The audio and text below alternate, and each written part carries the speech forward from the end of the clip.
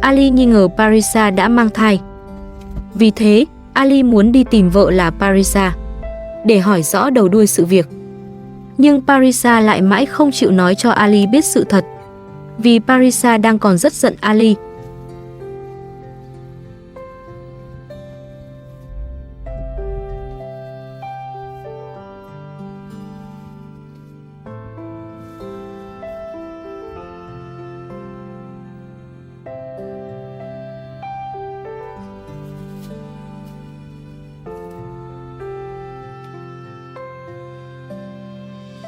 Sự phản bội của Karim đã khiến Sakina phải sống cảnh long đong, không nơi nương tựa. Giờ đây, mỗi ngày Sakina đều thấp thỏm lo sợ Karim sẽ lại tìm đến nhà gây chuyện.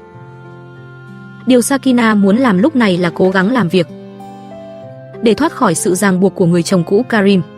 Sinh tồn tự nhiên review, hãy đăng ký và theo dõi chúng tôi. Đây là động lực to lớn để chúng tôi tạo ra những video thật ý nghĩa gửi đến người xem. Chân thành cảm ơn. Hôm nay, khi nhiếp ảnh gia đến nhà Ali như thường lệ, bầu không khí trong căn nhà nhỏ đã trở nên ngột ngạt hơn bao giờ hết. Mọi thứ vẫn ở đó. Khoảng sân quen thuộc, gian bếp nhỏ, những dụng cụ còn để lại sau những ngày sửa sang. Nhưng trong lòng Ali, dường như có một cơn sóng lớn vẫn chưa thể lắng xuống. Suốt cả đêm qua, anh gần như không thể ngủ. Mỗi lần nhắm mắt, hình ảnh chiếc que thử thai mà bà Hilda tìm thấy trong túi của Parisa lại hiện lên trong đầu anh. Một vật nhỏ bé, nhưng lại khiến tất cả suy nghĩ của Ali trở nên rối tung.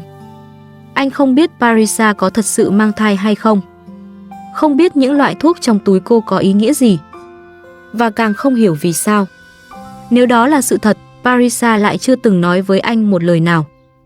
Bên ngoài sân, bà Hilda đang lặng lẽ nướng bánh. Mùi bánh nóng dần lan ra trong không khí buổi sáng. Đó vốn là một khung cảnh bình dị.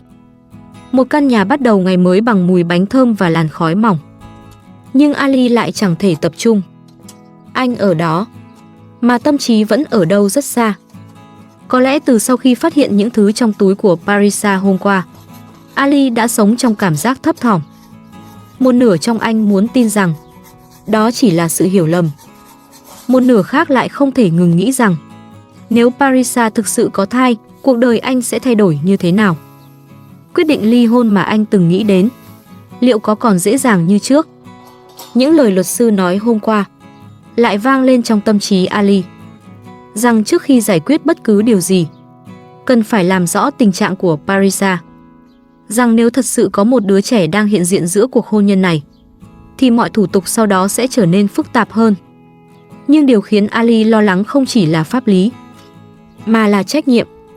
Là một sinh linh có thể đang lớn lên, giữa lúc gia đình này đầy rạn nứt, giữa những cuộc cãi vã, giữa những lần Parisa bỏ về nhà mẹ, giữa lúc Ali vẫn còn đau đáu nỗi nhớ Hakan và chưa biết phải làm sao với cuộc hôn nhân hiện tại.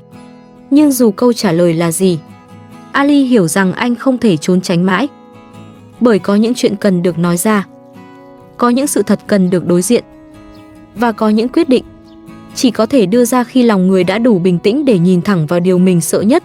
Nhưng nếu đó không phải sự thật, thì vì sao cô lại giữ chiếc que thử thai và những loại thuốc ấy trong túi? Càng nghĩ, Ali càng thấy đầu óc rối tung. Một lúc sau, bánh đã nướng xong. Ali và bà Hilda bắt đầu dùng bữa sáng. Bữa ăn vẫn giản dị như mọi ngày. Có bánh nóng, có trà, có những câu nói ngắn ngủi. Nhưng sự im lặng của Ali khiến bà Hilda hiểu rằng trong lòng anh vẫn chưa thể yên. Anh ăn rất ít. Có lẽ thức ăn ở trước mặt, nhưng tâm trí anh vẫn bị giữ lại bởi chiếc que thử thai kia. Ali nói rằng sau bữa sáng, anh sẽ đến nhà Parisa. Anh không muốn tiếp tục đoán già đoán non. Không muốn cả ngày chỉ ngồi chờ điện thoại. Không muốn để một nghi ngờ nhỏ lớn dần thành sự hoang mang trong lòng mình. Anh muốn gặp Parisa, muốn hỏi cô cho rõ, muốn biết sự thật là gì. Bởi nếu Parisa thực sự đang mang thai, cô không nên phải đối diện với chuyện đó một mình. Còn nếu tất cả chỉ là một hiểu lầm, thì Ali cũng cần biết để không đưa ra những quyết định sai lầm trong lúc nóng vội. Sau bữa sáng, anh tìm đến túi đồ của Parisa. Những thứ anh và bà Hilda phát hiện hôm qua vẫn còn ở đó. Chiếc que thử thai, Tất cả nằm im lặng trong tay Ali. Nhưng với anh, chúng giống như một câu hỏi quá lớn. Có lẽ Ali đang cố tìm một câu trả lời từ những thứ vốn không thể tự nói ra điều gì. Tại sao Parisa lại giữ chúng ở đây? Tại sao cô không nói? Có phải cô đang sợ hãi? Hay cô thật sự muốn giấu anh điều gì đó? Ali quyết định mang những thứ này theo. Không phải để buộc tội Parisa, mà để đối diện với cô. Để hỏi cô bằng sự rõ ràng. Trước khi mọi suy nghĩ trong anh đi quá xa. Có những lúc trong cuộc đời, một sự im lặng có thể khiến người ta đau hơn cả một lời nói thật. Và Ali lúc này cũng vậy. Anh không biết cuộc gặp sắp tới sẽ đưa mình đến đâu. Không biết Parisa sẽ giải thích thế nào. Không biết cuộc hôn nhân tưởng như sắp kết thúc, liệu có xuất hiện một bước ngoặt bất ngờ hay không. Một lúc sau, Ali và bà Hilda đã đến trước cửa nhà Parisa. Nhưng căn nhà im lìm, không có ai bước ra mở cửa. Ali chờ một lúc, rồi đành gõ cửa nhà hàng xóm để hỏi thăm tình hình. Đồng thời, anh gọi điện cho bố vợ. Ở đầu dây bên kia, bố của Parisa nói rằng hôm nay cô đã cùng mẹ đến bệnh viện trong thành phố. Nghe đến hai chữ bệnh viện, Ali chợt sững người. Lòng anh càng thêm bất an. Có phải Parisa đến đó để kiểm tra điều mà anh đang lo sợ? Hay cô gặp một chuyện khác mà không muốn nói cho anh biết? Vừa cúp máy, người hàng xóm cũng bước ra. Nhưng câu trả lời nhận được lại không giúp Ali yên tâm hơn. Họ nói rằng cả ngày hôm nay, không hề nghe thấy bất kỳ động tĩnh nào từ nhà Parisa.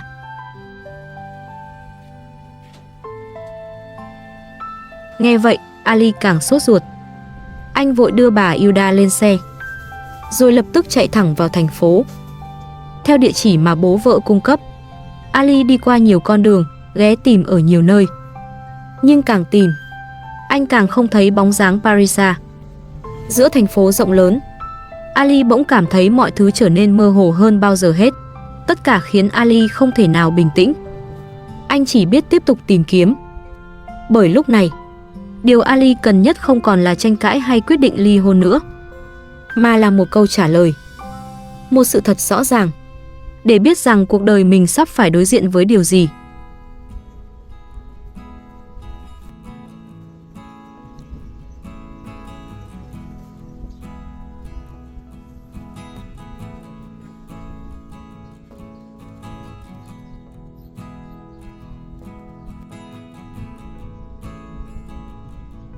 Đúng lúc Ali gần như rơi vào tuyệt vọng, sau khi đi qua nhiều con đường trong thành phố mà vẫn không tìm thấy Parisa, anh bỗng nhìn thấy cô đang đi cùng mẹ mình ở phía trước.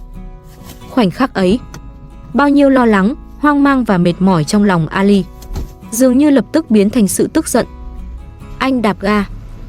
Chiếc xe nhanh chóng dừng lại ngay bên cạnh hai mẹ con Parisa.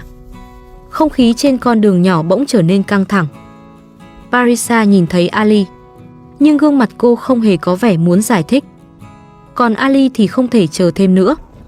Anh lấy ra chiếc que thử thai và những thứ mình tìm thấy trong túi của Parisa hôm qua, rồi đưa chúng trước mặt cô. Đó là những món đồ nhỏ bé, nhưng từ hôm qua đến nay, chúng đã khiến Ali không thể ngủ yên. Anh muốn Parisa nói rõ, muốn cô cho anh một lời giải thích hợp lý, rằng chuyện này là gì, rằng vì sao cô giữ những thứ ấy trong túi. Và nếu cô thật sự có điều gì muốn nói, tại sao cô lại chọn im lặng trong lúc cuộc hôn nhân của hai người đang đứng trước bờ vực tan vỡ? Nhưng Parisa chỉ né tránh. Cô không muốn trả lời, không muốn nhìn thẳng vào những thứ Ali đang cầm trong tay. Thay vì giải thích, Parisa lại bảo Ali từ nay đừng can thiệp vào cuộc sống của cô nữa. Câu nói ấy khiến Ali càng thêm đau lòng. Bởi chỉ mới hôm qua thôi, anh còn nghĩ đến chuyện ly hôn. Anh từng cho rằng chấm dứt sớm sẽ tốt hơn cho cả hai. Nhưng hôm nay, chỉ vì một chiếc que thử thai, mọi suy nghĩ trong anh đã trở nên rối tung. Ali không muốn đứng giữa đường cãi vã, không muốn để mọi người xung quanh nghe thấy những chuyện riêng của gia đình. Càng không muốn mẹ của Parisa phải chứng kiến hai người tiếp tục lớn tiếng với nhau ngoài phố. Vì vậy, anh gọi Parisa và mẹ cô lên xe. Dù trong lòng vẫn đầy tức giận, Ali cố gắng nén lại. Anh lái xe đưa mọi người trở về nhà Parisa. Suốt quãng đường ấy, không ai nói nhiều, Có lẽ trong lòng mỗi người lúc ấy đều mang một nỗi lo riêng. Ali sợ mình đang bị giấu điều gì đó. Parisa có lẽ sợ phải đối diện với sự thật. Còn những người lớn tuổi chỉ mong cuộc cãi vã này không đẩy hai người đi quá xa. Khi họ trở về, bố vợ của Ali đã lái xe taxi về nhà từ trước. Vừa bước vào trong, Ali không vòng vo nữa. Anh lấy những thứ đã tìm thấy trong túi của Parisa ra, đặt tất cả xuống trước mặt mọi người. Chiếc que thử thai, những vật nhỏ bé, nhưng đủ để khiến căn phòng trở nên nặng nề. Ali hỏi Parisa, tại sao cô lại giấu chuyện này? Nếu cô đang mang thai, tại sao cô không nói với anh? Tại sao trong những lúc cả hai đang cãi nhau, đang nói đến ly hôn, cô vẫn không hề nhắc đến điều quan trọng như vậy? Bố vợ Ali đứng giữa hai người. Ông vô cùng khó xử. Một bên là con gái ruột, một bên là con rể đang hoang mang và tức giận. Có lẽ ông cũng không biết phải tin ai, hay phải nói gì để mọi chuyện dịu xuống. Nhưng Parisa không trả lời trực tiếp câu hỏi của Ali. Cô lại quay sang trách bà Hilda. Parisa cho rằng bà Hilda đã tự ý lục túi của cô, rằng đó là chuyện riêng tư, rằng không ai có quyền mở đồ đạc của cô ra xem. Và chỉ trong chốc lát, cuộc nói chuyện về chiếc que thử thai lại biến thành một cuộc tranh cãi khác. Ali cho rằng Parisa đang cố né tránh, còn Parisa thì cảm thấy mình không được tôn trọng. Cô không chỉ bị chồng nghi ngờ, mà còn cảm thấy đồ đạc riêng tư của mình bị người khác động vào. Mỗi người đều có lý do để tổn thương, nhưng không ai thật sự lắng nghe nỗi đau của người còn lại. Bà Hilda có lẽ chỉ muốn biết sự thật, để Ali không đưa ra quyết định sai lầm. Ali chỉ muốn một lời giải thích rõ ràng, để không phải sống trong hoang mang. Còn Parisa, có lẽ cô cũng đang mang trong lòng những nỗi sợ mà chưa thể nói ra. Sau một hồi căng thẳng, Ali nói rằng anh muốn đưa Parisa về nhà, không phải để tiếp tục cãi vã, mà bởi anh muốn hai người có thể giải quyết vấn đề của mình một cách rõ ràng. Ali hiểu rằng nếu cứ để mọi chuyện kéo dài, sự nghi ngờ sẽ trở thành vết nứt lớn hơn.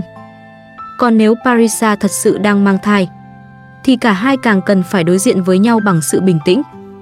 Bởi một đứa trẻ, nếu thật sự đang xuất hiện trong cuộc đời họ, không nên trở thành lý do để người lớn tiếp tục làm tổn thương nhau. Nhưng lúc ấy, chưa ai biết Parisa sẽ nói gì. Chưa ai biết sự thật phía sau chiếc que thử thai là gì. Và cũng chưa ai biết liệu cuộc gặp này sẽ giúp Ali và Parisa tìm lại được một lối đi, hay sẽ đẩy cuộc hôn nhân của họ đến gần hơn với sự đổ vỡ.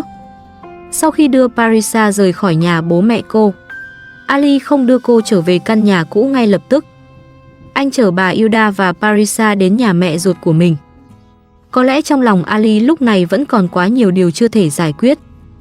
Chiếc que thử thai, những loại thuốc anh tìm thấy trong túi Parisa, sự im lặng của cô, và cả những cuộc cãi vã kéo dài suốt những ngày qua.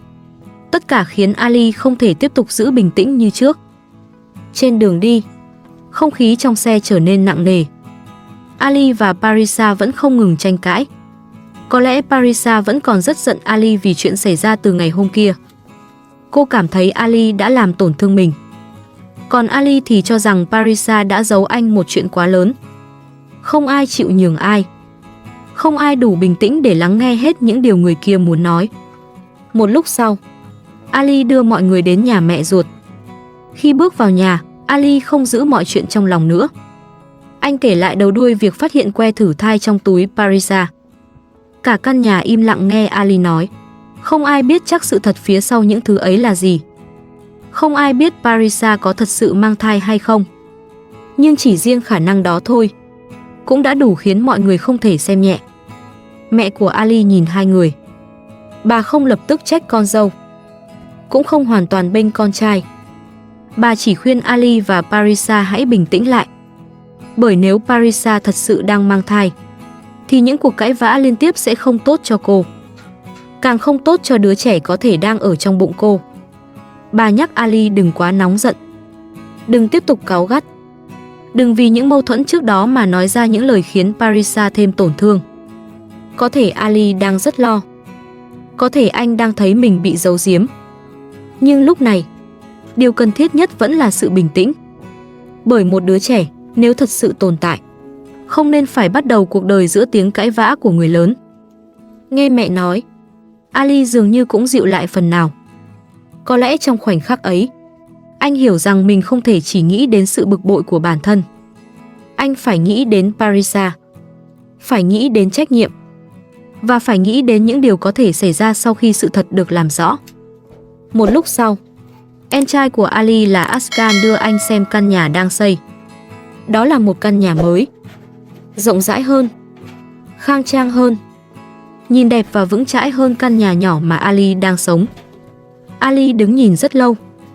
Có lẽ trong lòng anh có chút ngưỡng mộ. Cũng có thể, anh chợt cảm thấy ngại ngùng khi nghĩ đến căn nhà của chính mình. Một căn nhà nhỏ, luôn ngổn ngang bởi đất cát, dụng cụ và những lần sửa chữa. Một căn nhà không chỉ có những bức tường cũ, mà còn có cả những mâu thuẫn chưa thể hàn gắn. Nhưng Ali cũng hiểu, mỗi người đều có một con đường riêng. Askan đang xây một căn nhà mới, còn Ali vẫn đang cố sửa lại cuộc sống của mình giữa vô vàn vết nứt. Nhưng cũng có những vết nứt nằm sâu trong lòng người, không dễ gì nhìn thấy và càng khó sửa hơn.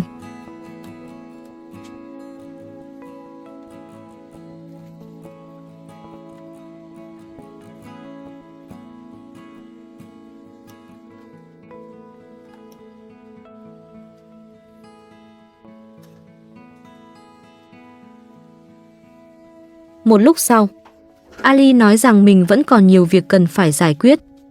Chuyện công việc và những khoản tiền phải lo từng ngày. Vì vậy, anh cùng bà Hilda và Parisa đành phải rời đi. Cuộc gặp với mẹ Ali khép lại. Nhưng những câu hỏi trong lòng mỗi người vẫn chưa có lời đáp. Parisa vẫn im lặng. Ali vẫn chưa thật sự yên tâm. Còn bà Hilda, có lẽ chỉ mong hai người có thể bớt làm tổn thương nhau. Bởi dù phía trước là tiếp tục hay chia xa, thì họ vẫn cần đối diện với nhau bằng sự bình tĩnh. Và nếu thật sự có một đứa trẻ đang chờ được chào đời, thì điều đứa trẻ ấy cần nhất không phải là những cuộc tranh cãi, mà là một mái nhà có đủ yêu thương, đủ trách nhiệm và đủ bao dung để mọi người có thể cùng nhau bước tiếp. Sau khi rời khỏi nhà mẹ ruột của Ali, anh không lập tức đưa mọi người trở về. Chiếc xe tiếp tục đi vào thành phố. Bên trong xe vẫn là một bầu không khí nặng nề.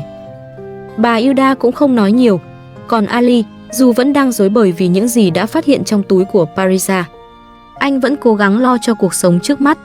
Ali đưa mọi người đến một siêu thị trong thành phố. Giữa những lối đi đầy hàng hóa, cuộc sống dường như vẫn diễn ra rất bình thường. Người ta mua thức ăn, mua đồ dùng, mua những thứ cần thiết cho gia đình. Nhưng với Ali hôm nay, mỗi món đồ anh cầm lên đều mang theo một suy nghĩ khác. Anh mua những vật dụng sinh hoạt cần thiết, những thứ dùng cho căn nhà hàng ngày, đồ ăn, đồ dùng trong bếp, những món nhỏ bé mà một gia đình luôn cần đến. Có lẽ Ali hiểu rằng, dù giữa anh và Parisa đang có quá nhiều mâu thuẫn, cuộc sống vẫn không thể ngừng lại. Nhà vẫn cần có thức ăn, mọi người vẫn cần sinh hoạt, và những công việc thường ngày vẫn phải tiếp tục như chưa từng có chuyện gì xảy ra. Ali cũng mua thêm một số đồ ăn. Có lẽ trong lòng anh vẫn không thể gạt bỏ suy nghĩ rằng Parisa có thể đang mang thai đứa con của mình. Dù Parisa chưa hề thừa nhận, dù chiếc que thử thai và những loại thuốc kia vẫn chưa thể nói lên điều gì chắc chắn, nhưng chỉ cần có một khả năng nhỏ như thế thôi, Ali cũng không thể làm ngơ. Anh có thể tức giận, có thể mệt mỏi, có thể từng muốn nhanh chóng chấm dứt cuộc hôn nhân này. Nhưng nếu Parisa thật sự đang mang trong mình con của anh, thì mọi chuyện đã không còn là câu chuyện riêng của hai vợ chồng nữa. Đó sẽ là trách nhiệm, là điều mà Ali không thể quay lưng bỏ mặc. Sau khi chọn xong tất cả những thứ cần mua, Ali đưa đồ ra quầy tính tiền. Từng món hàng được đặt lên bàn, từng khoản tiền được thanh toán. Có lẽ số tiền không quá lớn, nhưng với Ali, trong lúc còn phải lo sửa nhà, lo công việc, lo tiền sinh hoạt và đủ thứ chi phí khác, mỗi lần trả tiền cũng là một lần anh phải cân nhắc. Dù vậy, Ali vẫn không ngần ngại mua những thứ cần thiết, bởi anh không muốn căn nhà của mình tiếp tục thiếu thốn, và cũng không muốn Parisa phải cảm thấy rằng giữa lúc mọi chuyện đang căng thẳng, anh hoàn toàn bỏ mặc cô. Một lúc sau, mọi người rời khỏi siêu thị, rồi trở về nhà. Không khí im lặng từ đầu ngày dường như vẫn chưa hề tan đi. Ali và bà Hilda bước vào trong. Rồi cả hai lại hỏi Parisa một lần nữa. Họ muốn biết những loại thuốc mà Parisa đang uống có phải là dấu hiệu cho việc cô đang mang thai hay không? Câu hỏi được lặp lại, không quá lớn tiếng, nhưng đầy sự sốt ruột. Ali không muốn tiếp tục suy đoán. Anh chỉ muốn Parisa nói thật. Dù sự thật ấy là gì, ít nhất họ cũng có thể cùng nhau đối diện. Nhưng Parisa vẫn không trả lời. Cô không xác nhận, cũng không phủ nhận. Sự im lặng ấy khiến Ali càng thêm hoang mang. Rồi Parisa nói rằng việc cô có mang thai hay không cũng không liên quan đến Ali. Câu nói ấy như chạm đúng vào sự mệt mỏi mà Ali đã cố nén suốt từ hôm qua đến giờ. Anh trở nên tức giận bởi Ali từng muốn ly hôn. Anh đã nghĩ đến việc kết thúc mối quan hệ này để cả hai không phải tiếp tục làm tổn thương nhau. Nhưng nếu Parisa thật sự đang mang thai đứa con của anh, thì Ali không thể xem đó là chuyện không liên quan đến mình. Bởi với Ali, một đứa trẻ không thể bị bỏ mặc. Dù đứa trẻ ấy chưa chào đời, dù giữa cha mẹ nó đang có bao nhiêu mâu thuẫn, dù cuộc hôn nhân này có thể không còn đi tiếp được, anh vẫn phải có trách nhiệm. Ali vốn là người luôn lo lắng cho những người thân bên cạnh mình. Anh quan tâm đến bà Hilda, luôn nhớ thương Hakan. Và dù thường xuyên cãi vã với Parisa, anh vẫn không thể thật sự làm ngơ khi nghĩ rằng cô có thể đang mang con của mình. Có lẽ đó là điều khiến Ali đau đầu nhất. Anh không biết nên tiếp tục hay dừng lại. Không biết nên tin vào sự im lặng của Parisa hay phải tự mình tìm cách làm rõ tất cả. Nhưng dù thế nào, Ali cũng hiểu rằng cuộc sống của mình đang đứng trước một ngã rẽ mới. Nếu Parisa thật sự mang thai, thì mọi quyết định sau này sẽ không còn chỉ dựa trên sự nóng giận, mà phải dựa trên trách nhiệm, trên sự rõ ràng, và trên điều tốt nhất cho đứa trẻ có thể đang chờ được sinh ra. Còn lúc này, căn nhà lại chìm vào im lặng. Một sự im lặng nặng nề. Bởi phía sau những túi đồ vừa mua, những bữa ăn vẫn phải chuẩn bị, và những khoản tiền vẫn phải lo, là một câu hỏi lớn chưa có lời đáp. Parisa có thật sự mang thai hay không? Và nếu đó là sự thật, liệu Ali và Parisa có thể tìm được một cách bình tĩnh hơn để cùng nhau bước qua những ngày tháng đầy rạn nứt này?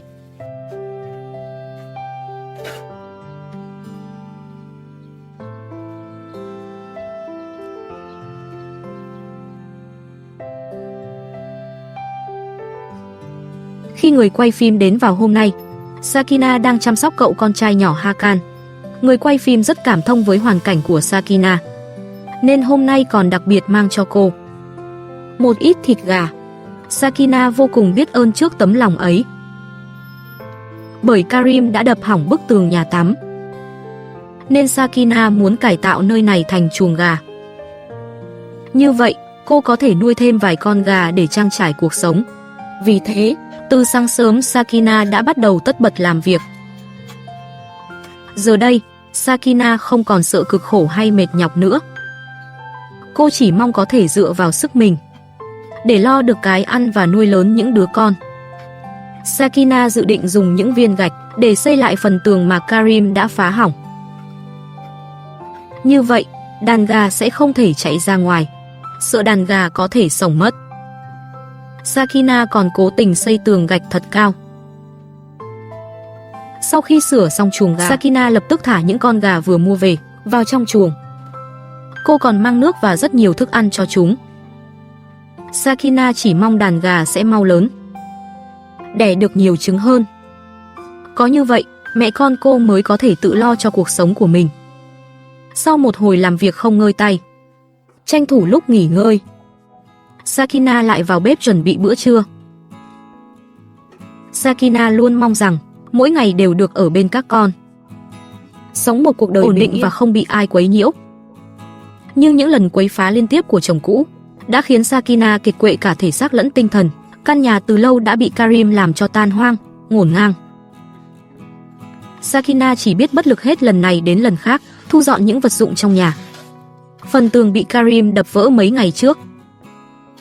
Hôm nay Sakina đã gom toàn bộ những mảnh gạch vụn rồi dọn chúng ra ngoài. Dọn xong những đống gạch ấy, Sakina lại cẩn thận dùng vòi nước rửa sạch lớp bùn đất trên nền nhà. Sau bữa trưa, Sakina bế bé Hakan trên tay, rồi bước ra khỏi sân. Cô muốn đi xem thử mảnh đất mình đã mua vài ngày trước. Vừa đến nơi, Sakina đã giao bé Hakan cho người quay phim, nhờ anh trông giúp cậu bé một lát. Còn cô thì bận rộn dọn dẹp những thứ ngổn ngang trên đất, cùng các mảnh gỗ vụn. Dọn dẹp xong mọi thứ, Sakina bắt đầu nghĩ cách quy hoạch mảnh đất này cho thật hợp lý. Cô muốn tận dụng thật tốt từng khoảng đất mà mình có. Sau một hồi làm việc, Sakina lại bế bé Hakan trở về nhà. Dạo này, bệnh cảm của Hakan vẫn chưa khỏi hẳn. Vì vậy Sakina không dám để con ở ngoài trời quá lâu. Khi trở về nhà, quần áo Sakina bỏ trong máy giặt cũng vừa giặt xong. Cô đặt bé Hakan nằm trên tấm thảm, rồi bắt đầu mang quần áo ra phơi. Thế nhưng, lúc ấy Sakina chẳng hề vui vẻ, bởi cô lại nhớ đến 3 đứa con còn lại của mình. Mang nỗi lòng nặng trĩu và đầy đau đớn, Sakina chỉ có thể vùi mình vào công việc để cố làm tê đi những cảm xúc trong lòng. Vì thế, sau khi phơi xong quần áo, Sakina lại tiếp tục làm việc ngoài sân dưới nắng gắt. Bởi trong lòng Sakina, chỉ có không ngừng làm việc mới có thể giúp cô tạm quên đi nỗi nhớ da diết dành cho 3 đứa con.